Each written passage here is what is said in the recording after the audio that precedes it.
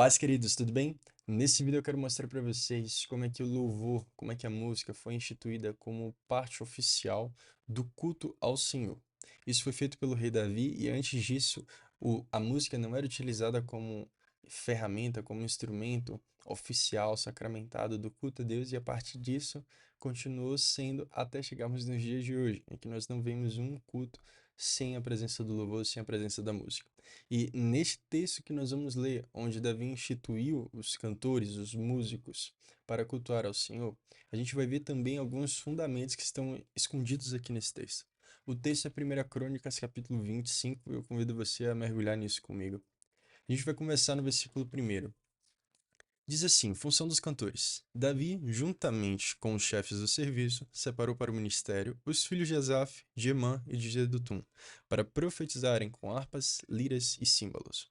A lista dos encarregados neste ministério foi dos filhos de Asaf, Zacur, José, Netanias, Azarela, filhos de Asaf, sob a direção deste, que exercia o seu ministério debaixo das ordens do rei. Em seguida, no versículo 3, 4, 5, ele descreve os filhos de Jedutum e de Emã, que assim como Asaf, eram os líderes do louvor, do ministério de louvor que Davi estava instituindo nesse texto. Quando a gente chega no versículo 6, olha que interessante. Todos esses estavam debaixo, sob a direção, respectivamente, de seus pais, para dirigir o canto na casa do Senhor, com símbolos, liras e harpas, para o ministério da casa de Deus, estando Asaf, Jedutum e Emã debaixo das ordens do rei. O número deles, juntamente com os seus irmãos, instruídos no canto do Senhor, todos eles mestres, era de 288. Lançaram sortes para designar os deveres, tanto dos jovens como dos velhos, tanto do mestre como do discípulo. E aqui a gente encerra no versículo 9, no versículo 8. Qual é a primeira coisa que eu quero destacar nesse texto? A primeira coisa é que o rei Davi, juntamente com os chefes do serviço, ou seja, Asaf, Emã e Jedutum, o rei Davi se juntou com os líderes, com as pessoas mais capacitadas, com os chefes do louvor, para separar os filhos dessas pessoas para o ministério de louvor. Então, a primeira coisa que eu quero estabelecer aqui é que no louvor, assim como em qualquer outro ministério, no reino de Deus como um todo, há um princípio de hierarquia, um princípio de autoridade. Todos nós estamos debaixo de uma autoridade e alguns de nós estão também com alguma autoridade, com pessoas que estão sob a nossa autoridade. Portanto, é importante a gente reconhecer isso, porque uma das coisas que mais acontece nesse ministério de louvor são rebeliões, são intrigas, problemas nesse sentido. A falta de ordem, a falta de hierarquia, a falta de amor a esta pirâmide que é montada, uma pirâmide hierárquica, isso revela uma falta de compromisso com Deus. Porque o Senhor, ele é a autoridade maior sobre todos, e a Bíblia diz que toda autoridade provém de Deus. Então, se Deus estabeleceu Davi como um rei, e também estabeleceu Asaf, mãe de Edotum, quem são os Zacur, José e Netanias, filhos de Asaf, para se rebelar contra o próprio Asaf, seu pai, e com Davi? Então, aqui é o primeiro princípio.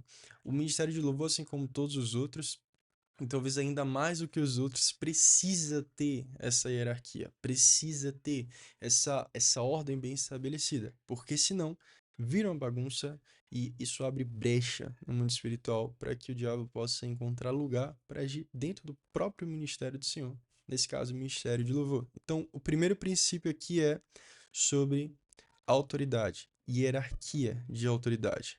Então, eu quero ressaltar isso aqui. O segundo princípio também está aqui dentro desse versículo, está justamente no final do versículo que diz o seguinte: para profetizarem com harpas, liras e símbolos. Perceba, ele não disse que as pessoas foram separadas para o ministério de música, ou para o ministério de arte, ou para o ministério de canto. Não. Aqui é para o ministério de profetizar com harpas, liras e símbolos. Ou seja, não é sobre a atividade, não é sobre o canto, não é sobre tocar. É sobre a finalidade dessas coisas. A Bíblia está dizendo que o ministério de louvor não é somente um grupo musical, não é uma banda, não é um show. O ministério de louvor é responsável por profetizar através da música. Então a música é só um instrumento, é só um meio para que a profecia seja dada. E lembrando que profecia ela tem três finalidades: de exortar, tem a finalidade de edificar, e tem uma outra finalidade que não me vem à mente agora, mas o ponto é que aqui a gente está falando sobre uma profecia, ou seja, algo que vem de Deus através da sua palavra ou através de algum testemunho que ele dá no interior de seus profetas, uma profecia que vem de Deus para edificar o seu povo.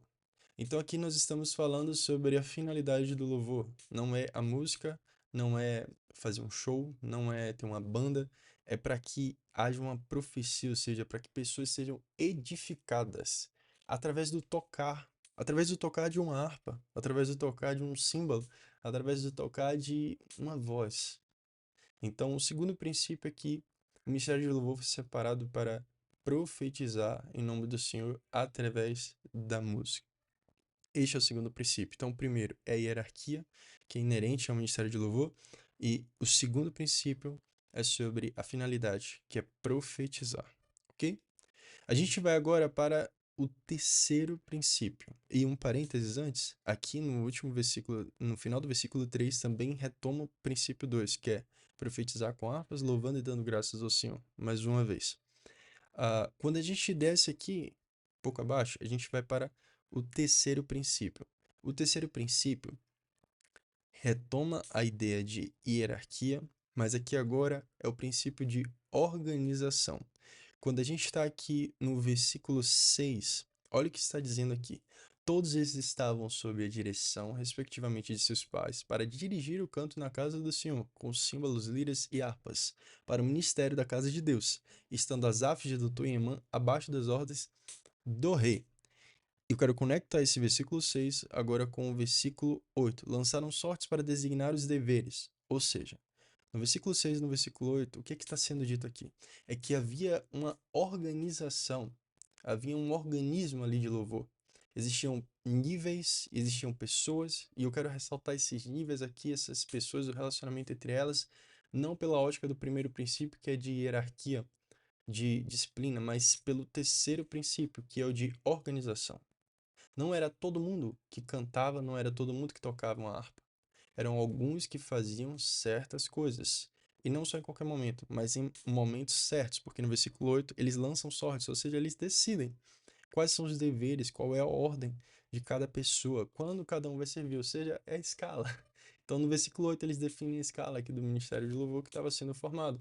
Portanto, há uma organização no ministério que Davi instituiu. Essa organização ela é definida através desse relacionamento entre as pessoas, é definida na ordem que as pessoas ministravam, é definido no fato de ter líderes de grupos. Então, o terceiro princípio é sobre organização. Eu vou ressaltar ele aqui agora, ok? Agora a gente vai para o próximo princípio, o quarto princípio. Esse quarto princípio, ele é muito importante e muitas vezes a gente acaba ignorando. Esse quarto princípio, ele está aqui no versículo 7. O número dele, juntamente com seus irmãos instruídos no canto do Senhor, todos eles mestres, era de 288. Eu vou repetir aqui. O número deles, juntamente com seus irmãos, instruídos no canto do Senhor, todos eles mestres, era de 288. Eu queria tentar observar isso aqui em outra linguagem para que a gente possa ter mais um parâmetro. Eu vou achar aqui a nova versão internacional, a NVI, e aqui a gente tem o versículo 7. Todos capazes e preparados para cantar ao Senhor. Perceba, todos capazes e preparados para cantar ao Senhor. Na versão anterior que nós estávamos lendo, todos eles mestres, todos eles capacitados, todos eles preparados. Qual é o quarto princípio? O quarto princípio é sobre preparação técnica, preparação musical. Não há como servir no ministério de louvor se nós não soubermos música, se nós não soubermos o que é a música, como a música funciona, quais são os elementos básicos da música, como podemos tocar o nosso instrumento da melhor maneira possível. Entenda, não é sobre ser o musicista, o guitarrista mais virtuoso que existe na face da Terra, não é sobre isso. Mas é sobre ser um guitarrista que sabe o que não fazer, que sabe o que precisa ser feito, o que é essencial dentro de uma canção. Um exemplo muito prático. Se um guitarrista não sabe que ele não pode solar durante toda a música, porque senão perde o ponto focal da voz e da mensagem que está sendo passada, ele não está preparado para ministrar na casa de Deus com louvor. Se o guitarrista não sabe que ele precisa tocar no tom certo, no tom que a música está sendo executada, ele não está capacitado para tocar na casa do Senhor. Se o vocalista não entende que ele precisa se relacionar com a banda, ou seja, ouvir o que a banda está tocando para poder entrar no tom certo, no tempo certo e respeitar o arranjo que foi definido, essa pessoa ainda não está preparada para servir no ministério de louvor. Esses são apenas alguns dos exemplos. Entenda, tudo isso que eu falei não é sobre músicos virtuosos, é sobre músicos funcionais, músicos que funcionam, músicos que executam o básico bem feito. É sobre isso que a palavra de Deus está falando aqui. Eles eram capacitados, eles eram preparados para cantar ao Senhor. Isso precisa ser valorizado dentro do nosso meio. Pelo fato de nós estarmos na igreja, a igreja ser, de acordo com o próprio governo, uma organização com fins não lucrativos, nós temos muitos voluntários que estão dentro desse ambiente. E às vezes, por ser voluntário, nós achamos que podemos fazer as coisas de qualquer maneira. E isso é errado. Nós não estamos nos voluntariando para qualquer finalidade, qualquer organização, nós estamos nos voluntariando no reino de Deus. E considerando que somos filhos de Deus, nós temos não o convite, mas o dever de servir a Ele. Então não é mais sobre ser voluntário, é sobre devolver uma parte daquilo que o Senhor nos deu. Se Deus nos salvou, nós temos que pelo menos servir a Ele. Logo, se a gente está propondo aqui que o serviço ao Senhor não é mais só um ato de voluntariado, como o mundo enxerga, mas um ato de amor, um ato de devoção da nossa parte, precisamos fazer da melhor maneira possível. E a melhor maneira possível não é tocar mais que todo mundo, é tocar melhor do que você tocava antes, é cantar melhor do que você cantava antes. É sobre isso. Essa busca contínua por melhoria técnica é fundamental para que o Ministério de Louvor seja funcional. Pare para pensar que no momento que você desafina, quando você erra uma letra de uma canção, quando você erra o ritmo da bateria, isso faz com que as pessoas percam foco. A semente que Deus queria depositar na vida delas acaba sendo roubada no momento em que o erro é disparado, porque as pessoas se dispersam. Então, por conta disso, o que nós precisamos ter de cuidado? O cuidado é de não atrapalhar a ação do Espírito Santo. E, além de não atrapalhar, tem um próximo nível: ajudar a ação do Espírito Santo. Por exemplo, no momento que você canta de uma forma linda, em que impressiona as pessoas, você está revelando Deus através da excelência, assim como Salomão revelava. A Bíblia diz que quando a rainha de Sabá foi visitar Salomão, ela ficou impressionada com a tamanha grandiosidade e excelência na casa de Salomão. E ali Deus foi revelado através da vida de Salomão. O ponto é que, quando nós fazemos o básico bem feito, nós não atrapalhamos a ação do Espírito Santo. Quando nós buscamos melhorar e nos capacitar cada vez mais, nós estamos ajudando, contribuindo para criar uma atmosfera propícia para o Espírito Santo agir. Então é sobre isso que a palavra de Deus está falando aqui. Todas as pessoas, não eram alguns, tá? Todos eram capazes e preparados para cantar ao Senhor. E um ponto que eu quero deixar claro, que é o quinto princípio agora, é que nem todos eram os mestres. Todos eram capazes e preparados, mas alguns eram os discípulos. E isso a gente vê no versículo 8. Então lançaram sortes entre jovens e velhos, mestres e discípulos, para designar-lhes as suas responsabilidades. O que isso quer dizer? No momento em que nós dizemos que, no princípio 4, que todos eram capacitados e preparados para ministrar ao Senhor louvor, nós não podemos cair no perigo de criar uma barreira entre o ministério de louvor e as demais pessoas, especialmente aqueles que estão começando, porque não é sobre isso que se trata o reino de Deus. Olha o que está escrito aqui: apesar de todos serem preparados e capacitados, foram designados jovens e velhos, ou seja, os menos experientes, os mais experientes, mestres e discípulos, os mais capacitados e os ainda em capacitação para ter responsabilidade no ministério de louvor. Ou seja, o ministério de louvor, por mais que tenha que prezar para que todos sejam preparados, deve sim criar oportunidades para que as pessoas possam iniciar a sua caminhada. Não é aprender a tocar um violão no ensaio ou no louvor.